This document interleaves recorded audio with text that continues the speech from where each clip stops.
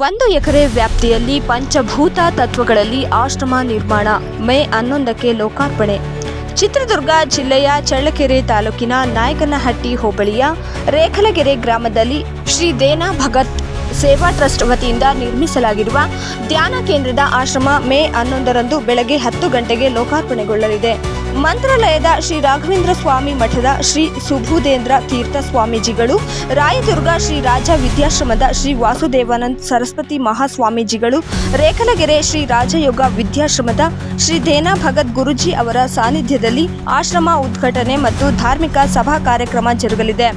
ಸಭಾ ಕಾರ್ಯಕ್ರಮದಲ್ಲಿ ಆಶೀರ್ವಚನ ನೀಡಲು ಗಜೇಂದ್ರಗಡ ಕಾಲಜ್ಞಾನ ಮಠದ ಶ್ರೀ ಡಾಕ್ಟರ್ ಕಾಲಜ್ಞಾನ ಬ್ರಹ್ಮ ಸದ್ಗುರು ಶರಣಬಸವ ಮಹಾಸ್ವಾಮೀಜಿಗಳು, ಸಿದ್ಧಾರೂಢ ಆಶ್ರಮದ ಶ್ರೀ ಡಾಕ್ಟರ್ ಆರೂಢ ಭಾರತಿ ಸ್ವಾಮೀಜಿಗಳು, ಬಂಜಾರು ಗುರುಪೀಠದ ಶ್ರೀ ಸರ್ದಾರ್ ಸೇವಲಾಲ್ ಮಹಾಸ್ವಾಮೀಜಿ, ಲಿಂಗಸೂರು ಮಂತ್ರಾಲಯ ಮಠದ ಶ್ರೀ ಸಿದ್ಧಲಿಂಗ ಸ್ವಾಮೀಜಿ, ಶಂಕರಲಿಂಗ ಮಠದ ಶ್ರೀ ಸೋಮಲಿಂಗ ಸ್ವಾಮೀಜಿ, ಅಜ್ಜಯ್ಯ ಸ್ವಾಮಿ ಮಠದ ಶ್ರೀ ಕಂಪಳಪ್ಪ ಸ್ವಾಮೀಜಿ, ಸೇವಗಡ ಗುದ್ರಿಯ ಶ್ರೀ ಮಹಾರಾಜ್ ಧರ್ಮದರ್ಶಿಗಳು, ಸಾಲೂರು ಮಠದ ಶ್ರೀ ಸೈನ ಭಗತ್ ಮಹಾರಾಜರು, ಕೊಟ್ಟೂರು ದೂಪದಹಳ್ಳಿ ಮಠದ ಶ್ರೀ ಶಿವಪ್ರಕಾಶ್ ಸ್ವಾಮೀಜಿ, ಮುಸ್ಚೂರು ಶ್ರೀ ಓಂಕಾರೇಶ್ವರ ಮಠದ ಶ್ರೀ ಡಾಕ್ಟರ್ ರುದ್ರಮುನಿ ಶಿವಾಚಾರ್ಯ ಮಹಾಸ್ವಾಮೀಜಿ, ಶ್ರೀ ಶನೇಶ್ವರ ಸ್ವಾಮಿ ಪುಣ್ಯಕ್ಷೇತ್ರದ ಶ್ರೀ ನಾಗರಾಜ್ ಮಹಾಸ್ವಾಮೀಜಿ, ಕನಕಪುರದ ಶ್ರೀ ಮೂರ್ತಿ ಸ್ವಾಮೀಜಿ, ದಾವಣಗೆರೆಯ ಶ್ರೀ ಪಂಡಿತ್ ಸ್ವಾಮೀಜಿ, ಓಬಜ್ಜಿಹಳ್ಳಿ ಶ್ರೀ ನಾಗರಾಜ್, ತರೀಕೆರೆ ಶ್ರೀ ಮಂಜು ಮಹಾರಾಜ್, ಬಾವಾಜಿ ಮಠದ ಶ್ರೀ ಎಸ್ ಪುರುಷೋತ್ತಮ್ ಭಾಗವಹಿಸಲಿದ್ದಾರೆ.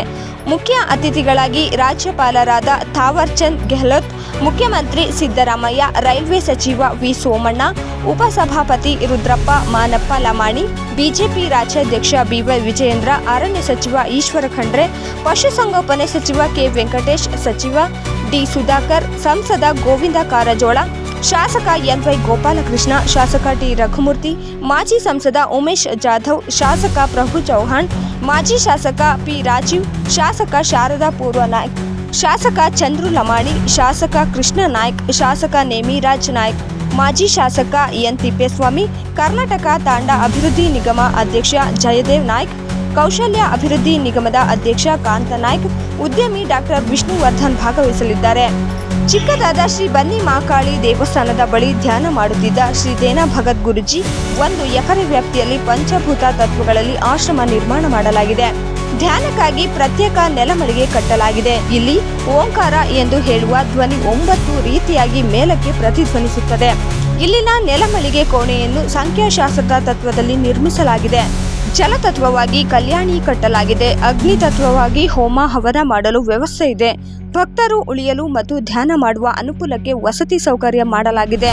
ಮನುಷ್ಯ ಪ್ರಕೃತಿಯಲ್ಲಿ ಲೀನವಾಗುವ ರೀತಿಯಲ್ಲಿ ಪರಿಸರ ಜೊತೆ ಬದುಕಿನ ಅಂತರಂಗ ತಿಳಿಯುವ ಆಧ್ಯಾತ್ಮಿಕ ಚಿಂತನೆಯಲ್ಲಿ ಆಶ್ರಮ ಒಂದು ಭಕ್ತಿ ಕೇಂದ್ರವಾಗಿ ಭಕ್ತರ ಮನಸೆಳೆಯುತ್ತಿದೆ.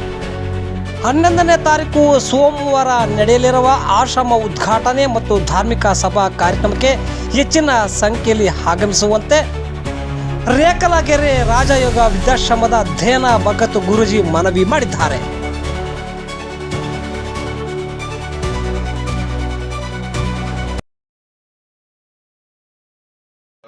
ಆಂಜನೇಯ ಸ್ವಾಮಿ ಧ್ವಜಾರೋಹಣ ನಡೆಯುತ್ತೆ. ಇನ್ನು ಭಾನುವಾರ ದಿವಸ ಸಂಜೆ ಅಂದರೆ 10ನೇ ತಾರೀಕು ಸಂಜೆವರೆಗೂ ಕೂಡ ಧಾರ್ಮಿಕ ಚಟುವಟಿಕೆ ನಡೀತವೆ. ಅದನ್ನು ತಮಿಳುನಾಡಿನ ಶೇಖರ್ ಪಂಡಿತರು ಅಂತೇಳಿ, ಶೇಖರ್ ಅಂತೇಳಿ ಅವರ ನೇತೃತ್ವದಲ್ಲಿ ಅವರ ತಂಡ ಇಲ್ಲಿ ಧಾರ್ಮಿಕ ಚಟುವಟಿಕೆ ಮಾಡಲಿಕ್ಕೆ ಅಂತೇಳಿ ಬರೋದಿದ್ದಾರೆ. 10ನೇ ತಾರೀಕು ಸಾಯಂಕಾಲದಿಂದ ಹೋಮ ಹವನಾದಿಗಳನ್ನು ಅವರು 12ನೇ ತಾರೀಕು ಬೆಳಿಗ್ಗೆ ಒಂದು 7ರಿಂದ 7:30 ಸಮಯದಲ್ಲಿ ಪ್ರಾಣ ಪ್ರತಿಷ್ಠೆ ಆಗುತ್ತೆ. ಆಮೇಲೆ ನಮ್ಮ ಕಳಶ ಪ್ರತಿಷ್ಠಾಪನೆ ಮತ್ತು ಮಹಾಮಂಗಳಾರತಿಗಳೆಲ್ಲವೂ ಕೂಡ 8:08 ಒಳಗಡೆ ಮುಗಿದೋಗುತ್ತೆ. 10:30ಯಿಂದ 11 ಗಂಟೆಯವರೆಗೂ ವೇದಿಕೆ ಕಾರ್ಯಕ್ರಮ ಗಣ್ಯರ ಆಹ್ವಾನಿಸಿ 11:30ಯಿಂದ ಕಾರ್ಯಕ್ರಮ 10:30ಯಿಂದ 11:30 ಅಷ್ಟೊತ್ತಿಗೆ ಕಾರ್ಯಕ್ರಮ ಪ್ರಾರಂಭ. ಅದೇ ಇವತ್ತು ನಮಗೆಲ್ಲ ನಮ್ಮ ಅಭಿಮಾನಿಗಳು ಇದ್ದಾರೆ, ಸುತ್ತಮುತ್ತ ಗ್ರಾಮಸ್ಥರ ಸಹಕಾರ ಇದೆ. ಆಮೇಲೆ ಎಲ್ಲ ಗಣ್ಯರು ಕೂಡ ನಮಗೆ ಬಹಳ ವಿಶೇಷವಾಗಿ ನಮ್ಮನ್ನ ಈ ಮಠವನ್ನ ಗೌರವಿಸಿ ಆರಾಧನೆ ಮಾಡೋದಿದ್ದಾರೆ. ಮತ್ತು ನಾವು ಕೂಡ ಒಂದಿಷ್ಟು ಒಡನಾಟ ಚೆನ್ನಾಗಿದೆ. ಸುತ್ತಮುತ್ತ ಗ್ರಾಮಸ್ಥರು, ಹಿರಿಯರು ಅವರೆಲ್ಲ ಒಡನಾಟ ಚೆನ್ನಾಗಿದೆ.